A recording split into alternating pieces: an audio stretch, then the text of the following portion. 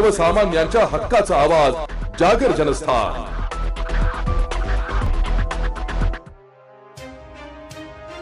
धुळ्यातील दोंडाईचा शहरात उघडकीस आलेल्या एका घरफोडीच्या गुन्ह्याचा पर्दाफाश करण्यात स्थानिक गुन्हे शाखेला मोठे यश आले असून 18,000 रुपयांच्या मुद्देमालासह एका 20 वर्षीय संशयित आरोपीला पोलिसांनी जेरबंद केलंय।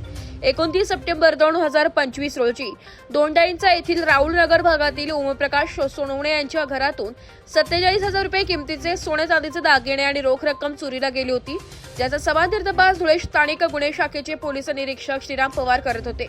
त्यांना मिळालेल्या गुप्त माहितीच्या आधारे संशयित आरोपी राजगुरू मोहन पाटील वय वर्ष 20 राहणार महादेवपुरा दोंडाईचा हा चोरीचा मुद्देमाल विकण्याच्या उद्देशाने दोंडाईचा शहरातील नंदुरबार चौफुलीवर उभा असल्याची खात्री होताच पोलिसांनी साप रचून त्याला शीतपेने ताब्यात घेतलाय। त्याची सखोल विचारपूस केली असता त्याने गुन्ह्याची कबुली दिली आहे। त्याच्याकडून 18,000 रुपये किमतीचे दागिने हस्तगत करण्यात आले। दोंडाईचा पोलीस ठाण्यात दाखल असलेल्या या गुन्ह्यातील ही महत्त्वपूर्ण कारवाई पोलीस अधीक्षक श्रीकांत तिवरे आणि त्यांच्या स्थानिक गुन्हे शाखेच्या पथकाने केली आहे। या अटकेमुळे परिसरातील आणखी काही गुन्हे उघडकीस येण्याची शक्यता वर्तवली जात आहे। जागर जनस्थानसाठी प्रतिनिधी रूपक बिरारी, धुळे।